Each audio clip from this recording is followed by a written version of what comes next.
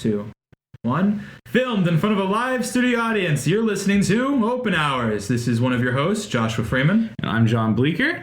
And we are joined by our wonderful guest, Kyle Brown. Do you have anything to say to the ladies and gentlemen? Hello, Vanguard. I'm glad that you're listening to this podcast. Honestly, John, the only thing bleaker than your name is this podcast, so thank you for joining us. Absolutely. Alrighty then. And before the hostilities began, we just had a message to Mo Mata. Mo, you want to be here or not? Because let us know. Yeah. But anyway, Kyle, it's great to have you on as our kind of inaugural guest and first guest on the show. It's an honor to be here. Yeah. Do you want to tell us a little bit about what you've been doing on campus with the floor? Yeah, with the boys? totally. Yeah. So as many of you know, I am a Huntington RA. So that's so much fun, all the fun. But aside from that, I'm also the editor-in-chief of the Vanguard Voice. I say editor-in-chief, but what I really want you to think here is medieval king, robed in tremendous power and governing all aspects of the paper, really. Now, you kind of claim a lot of credit for all of that, so knowing you and kind of your tastes, why did it end up being such a poor product? Well, honestly, a king is only as good as his feudal underlings. John. Oh, that's good. So it's their fault. Yes. Okay. Yes. Just wanted to get that. Not your fault. No. It would never be my fault. Before we dig too deep into it, what are we talking about? What is the Voice? Well, I'm glad that you asked that, Josh. So the Vanguard Voice is here's my plug, everyone. The Vanguard Voice is our school newspaper, which has been almost invisible for the last 5 years, but now thanks to a team of people who are far more talented than me, but also me, we have resurrected it, and it's now in your email inbox, and you can read it, and it's actually great now and looks really nice, and is also a lot more informative than the podcast Open Hours. Sorry, whatever. Come into your spam folder. Come to this week. It came out last week. I didn't see it this week, so check your spam. Yeah. Every other week. There we go. Wow, All right, so check your spam next week. Yeah. All right, so Kyle, you work in Huntington. Yes, that's true. And we were very, very kind last week to one Connor Mateer. Yeah. Oh, great guy. Salt of the earth. I think we need to preface something. John, we hate Connor Mateer. It's true. Yeah. I think that was the one that we were a little shy about it last week, but we just have a few problems. Yeah. You want to tell him the first problem, John? Well, so there's the issue of style, and this is kind of we're gonna take it layer by layer, and the first layer of Connor is the style, and I think all of us want to know what's going on with the Birkenstocks. Which woman did he steal those sandals from? Well, I don't know. I mean, we talked about the Women's March for Connor Mateer last week, so we don't need to say that's stolen, but is it in his best interest to wear them? Probably not. So the other thing that kind of the next layer is the first thing I'll tell you is that he's from Colorado. Now, we know for a fact that he's actually from California. He just happened to be born and raised in Colorado. So it kind of reduces that down to just a fact. It's not even the best state. Yeah, clearly not. What do they have going for them right now? They won a Super Bowl once upon a time, I think, and then weed. Yeah, I would make a weed joke here, but now California has that too. So it's really just they don't even have that on us. It's California without the beach. Yeah, yeah, and with less good mountains. Yeah. Well, that's just a couple. I mean, there's probably like another installment of. We could go on for days. Yeah, he's like an onion, really. There's lots of layers. Lots of layers to hate. Good movie. Yeah. For those of you who are freshmen or younger, that was a Shrek reference. Yeah. Go and watch it. Go educate yourselves. So Kyle, back to you. Oh, sweet! I love me. You're pretty stuck up. What's that about? Really? You think I'm stuck up? I do. I mean, the suit thing. I mean, you backed off of that a little bit. Okay, John. Do you kiss my ring with those lips? Let's be civil here. Let's be civil. This is the U.S. So what's with the stuck up thing? Yeah, like what? How did you become that way? Is this who hurt you? Is essentially what we're trying to ask. Is this like a nature thing, or is this like a nurture? I mean, like what? Were you raised to be this way? Right. Well, the story there really goes back to why I love England. And I don't know if you have 2 minutes, I could tell that story. Okay, why do you love England? Well, you see, John and Josh, a long time ago when I was a young child, my mother was reading to me from a picture book. Now, if you went to Woo Fest, you might remember the story. It is, in fact, true. My mother's reading to me from an illustrated version of Yankee Doodle Dandy. It's just the lyrics of the song with pictures. And we turn to a page, and there's a picture of King George III. And he's reading the Declaration of Independence, and he looks very angry. And I asked my mom, I said, hey, who is that guy? She's like, well, that's King George III. He's the King of England. And I was like, why is he so mad? And I was about 5 at the time. I didn't really understand. And she says, well, he didn't want the colonies to be independent. And listener, in that moment, something deep inside of me broke, and I, too, did not want the colonies to be independent. And it's been like that ever since. And so my love for England has kind of spilled over into a lot of other aspects of my life. I want to dress like an Englishman. I want to hold myself like an Englishman. And so I, dress up. And there's more components to it than that, but that's the funny part. Okay. And I think this is a humor podcast. Well, more or less. I mean, I would say it's actually kind of stoic nonfiction. Yeah. Right. Okay. Yeah. Well, there you go. Yeah. So I'm really excited for open hours, by the way. So it's gonna be a good podcast. Yeah, I'm sure. I think this is good. So, that's kind of, I guess that's your background as to why you're kind of such a jerk. Right. Yeah. Well, and the other problem, of course, is that everyone here just doesn't appreciate quality, really. So it's like I'm a snob, and everything here is terrible. Fair enough. It weighs on me. It's hard. I mean, that's why people read The Voice. But Yeah. Well, check your spam folders, everyone. Yeah. Well, thanks for clarifying that. Yeah. I'm sure the listeners will be happy to understand. Yeah, well, at least when you read The Voice, you can be in your underwear like you guys are when you record this podcast. Absolutely. Thanks for joining. Thanks for joining us in that endeavor. Everyone who's listening to this knows I would never appear anywhere in my underwear, not even in my own room by myself. I'm sorry to hear that. It's tough. Oof. So we had a couple things pulling from the Lion's Den. Josh, do you want to touch on that real fast? Yeah. So I think I just want to start off with if you were planning on hooping tonight, come on through, because Zach Kinninger would like to let you know that he loves you. And it seems like Brandon Andrews shares that sentiments with the response of "I love you too."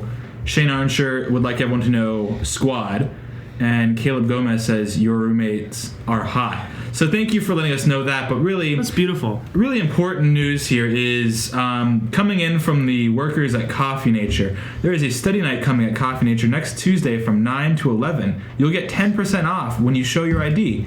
It's going to be quote unquote lit. Yeah, and the wonderful thing about Coffee Nature is it's actually Costa Mesa's third worst coffee shop, and so it's really beautiful that you can kind of be there, be next to all of the Vanguard people that you sort of know but not well enough to talk to. Mm-hmm. It's a really great time of building community if you've never been to one. And everyone that you've seen on campus but don't know their name, they'll be there. So it's a really great thing. And so kind of talking about kind of in the same vein, a lot of the people you mentioned in that kind of read of the Lion's Den don't actually go to Vanguard anymore, and so we've prepared for those people who have left Vanguard but maybe not moved on. We've kind of prepared a little bit of a guide to life after graduation for those gearing up in May, but also those who have maybe left in after winter term or graduated last year. So, Josh, you want to kick that one off? Yeah, so basically what we're trying to say is we're seeing a lot of you lingering. And I'm not going to say lingering is my least favorite quality in people, but lingering is my least favorite quality in people. And so if you've already graduated, I mean, you're off into the big bad world now. What are you doing? What are you doing here? So we've devised a couple, like a step-by-step guide for you guys to really just start kicking your life off in the right way. The first thing is, getting a job. I mean, I feel like if that's the problem, maybe you're confused. Maybe you think you still have classes here, and that's what you need to be doing during the day by coming back here. But in reality, you need to be getting a job right now. For a job, I would recommend starting a podcast called Goats and Cow Open Hours, It's a great way to make money. Pays well. It's a wonderful endeavor. So like I said, if you enjoy being the person that people kind of recognize but don't know, Coffee Nature is always taking applications. A couple other great grad jobs. Valet at the camp. Anything involving sidecar. We love sidecar. And Starbucks is right across the freeway. Absolutely. They pretty much exclusively hire comm majors. Yeah, comm majors, liberal studies majors. Oh.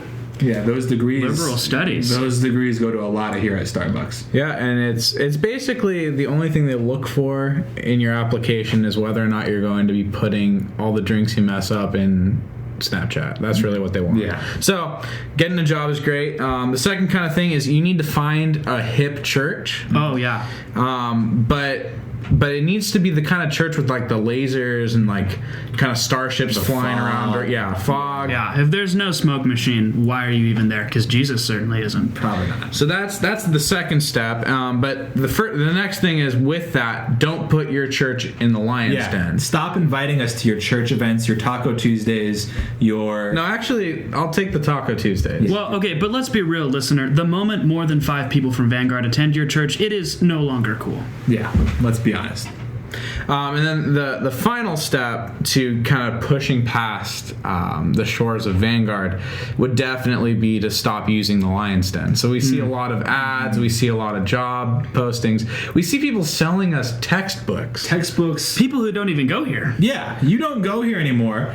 I don't need your witty remarks or comments on the post. I don't want to see that. Well, I mean, there's 1,900 members of the Lion's Den. There's 1,500 students at Vanguard. That means there's 400 of you people out there who need to leave, because the only thing you're going to get now from the Lion's Den is textbooks you don't need and terrible podcasts. And we don't have the space, so... Peace. But yeah, kind of the last thing I think that kind of came across the desk this week was the shoelessness epidemic at Vanguard. And, oh my god! And we're not. Okay, I have something to say here. Yeah. Actually, this is a civilized nation, or at least partially civilized. Put on your shoes. Good God. Now, we're not really... It's not clear if this was all in the wake of all the rain, if the shoes were destroyed. I know my Chucks were kind of left in tatters after this week. It was just kind of weird because all the people who weren't wearing shoes were the kind of the ones that are kind of naturally inclined to sit on grass when there's chairs provided. So if regardless of the way that you came to this state of shoelessness, we're going to be having a charity drive for like the weird organic people. If you need shoes and you want them, there's this great store down the road. It's called the Vans Outlet. We recommend that you go there. I think the price of admission is about $40, something like that. They'll give you a wonderful pair. But we'd like to see kind of out of our hearts for Vanguard, we'd like to see this epidemic come to an end. Yeah, but I would also like to say that if you spend $40 on a pair of shoes, you're going to get a $40 pair of shoes. I would recommend, there's a John Law boutique at South Coast Plaza. You can get a wonderful pair of handmade English shoes. They only run you about $1,500. I'm seeing... There's the stuck up again. There's the stuck upness again. I mean, if you're going to buy shoes, why would you buy terrible shoes? Yeah, good point. Also, if you want to, if you really truly want the most awful shoes on campus, just ask to borrow a pair of Connor Mateers. And I'm sure the Birkenstocks, one of the numerous pairs of running shoes. I don't think I've ever seen Connor run a day in my life, but I mean, I'm sure he can spare a couple for you shoelessness people out there. Yeah. So that's kind of all we got in things to talk about this week. But wear shoes. Well, yeah, for the love of God, please. And we'd just like to thank Kyle Brown for joining us this week. Kyle's a good friend, and we're proud of what he's done with The Voice. We're thankful that he gets to contribute to our little time of complaint. And thanks for having me. Yeah, it was fun. So until next week, Mo, you want to be here? Just let us know. Sweet. From our house to yours, have a good one. That felt pretty good. Yeah. Who's Mo? Oh, she wants to be here. Mo, yeah. Why didn't I get a shout out? Also, Morgan Gillum's here, but no one wanted to know that. Also, Josh McDowell asked for a shout out, so there you go, Josh. Pity shout out. Pity shout out. Is that still on? Are we still? We're still recording. Please don't approach us. We don't give out autographs. Actually, I do, but I'm not part of this. So we didn't make any jokes about how 7th floor. The reason that Kyle's on 7th floor is because it's the hardest to get to. No. The reason I'm on 7th floor is because it's figuratively and literally higher above everyone. No, it's definitely because no one needs to spend time. No one's visiting you, so they might as well put you the highest. You know. I am the highest. I think that's Connor. Because Colorado. Yeah. You got I don't think. Yeah. Well. Anyway. Mo, you want to be here? Just let us know. Good night, everybody.